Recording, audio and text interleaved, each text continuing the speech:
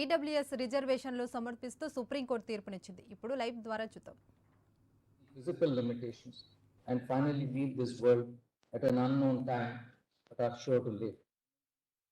Fraternity is a concept awakens humans to the reality that despite our apparent or superficial differences, ethnic, religious, caste, gender, origin, or economic status, the institutions we create need our collective cooperation and individual commitment. Every social order invariably contains individuals with differences, be grounded on ethnicity, wealth, talent, or realization of one's abilities. The diversities abound. The idea of fraternity is to awaken to the consciousness of each member of society that our institutions which are created, the ideas that we develop, and the progress that we wish to achieve cannot be in isolation, by separation, but with cooperation and harmony. On this, I want to highlight the words of two social reformers, which demonstrate that the principle of fraternity and the ideas and values connected to it are not new, but in fact transcend time. Swami Vivekananda's message in his address to the World Parliament of Religions in Chicago on 11 September 1893 has the theme of universal brotherhood of all, that differences in religion, the exclusion of one of other would fade. He evocatively said, if anybody dreams of the exclusive survival of his own religion and destruction of others, I pity him from the bottom of my heart and point out to him the hammer, the banner of every religion will soon be written, in spite of resistance, help and not fight, assimilation and not destruction, harmony and peace and not dissension. Aurobindo too was conscious of the need for fraternity. In a speech delivered in Howrah in 1909, he presciently said, again, there is fraternity. It is the last term of the gospel. It is the most difficult to achieve. Still, it is a thing towards which all religions fall and human aspirations rise. There is discord in life, but mankind yearns for peace and love. This is the reason why the Gospels will preach brotherhood, which preach brotherhood, spread quickly, and excite passionate attachment. This was the reason for the rapid spread of Christianity. This was the reason of Buddha's spread in the country and throughout Asia. This is the essence of humanitarianism, the modern gospel of love for mankind. None of us have achieved our ideals, but human society has always attempted an imperfect and limited fulfillment of them. It is the nature, the dharma of humanity, that it should be unwilling to stand alone. Every man seeks the brotherhood of his fellow, and we can only live by fraternity with others. Through all its differences and discords, humanity is striving to become one.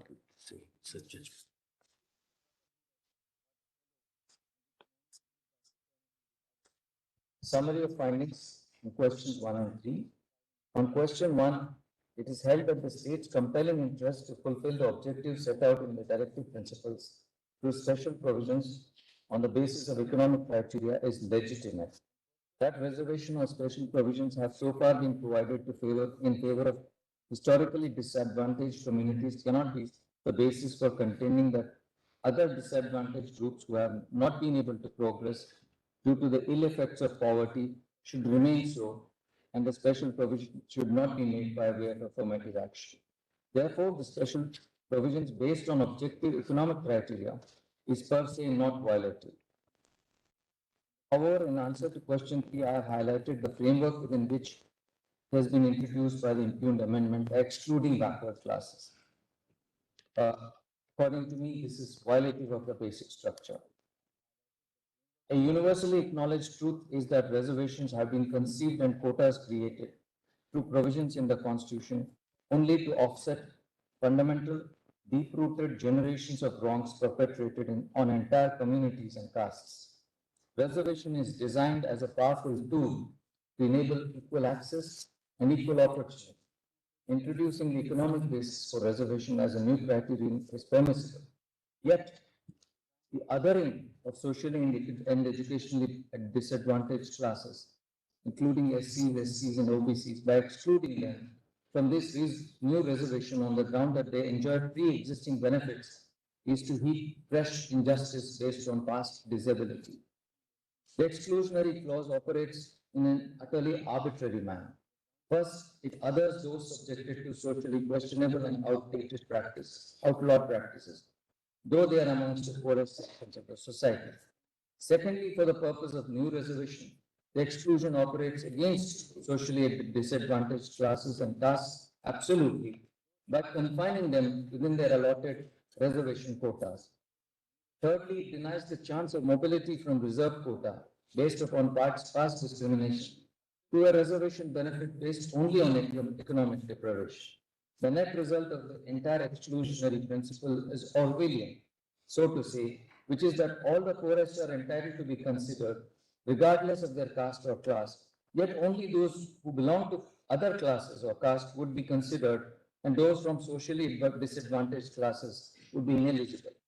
Within the narrative of the classification jurisprudence, the differentia or marker distinguishing one person from the other is deprivation alone. The exclusion, however, is not based on deprivation but social origin or identity. This strikes at the essence of the non-discriminatory rule.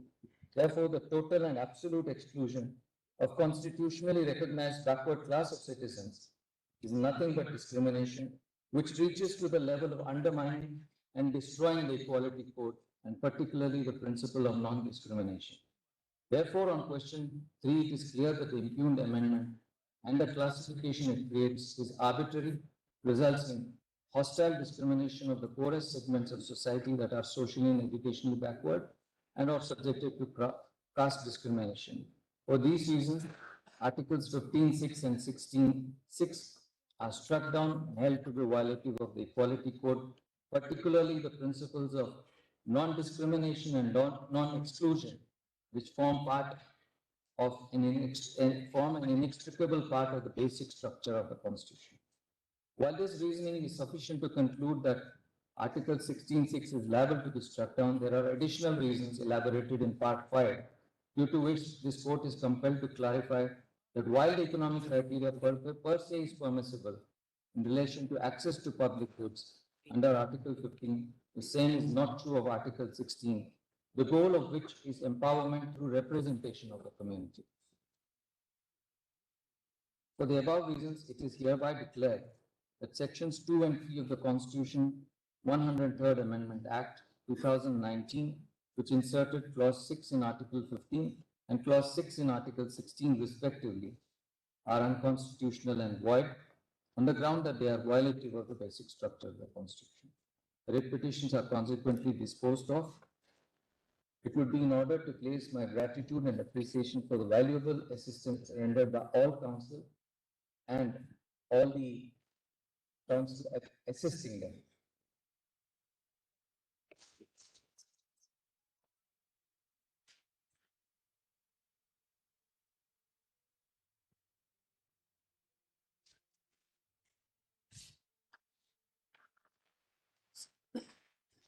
I have concurred with the view taken by Honorable Justice Ravindra Bhatt in its entirety. So effectively, the decision is 3-2. Oh.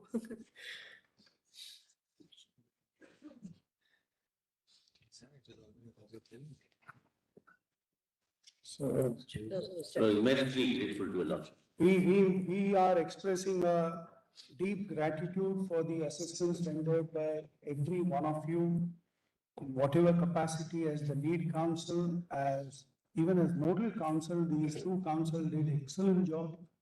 So it was a great learning experience for all of us, and this I express gratitude on behalf of all the members who are part of this bench. My colleagues also join me in expressing that. Thank you so much.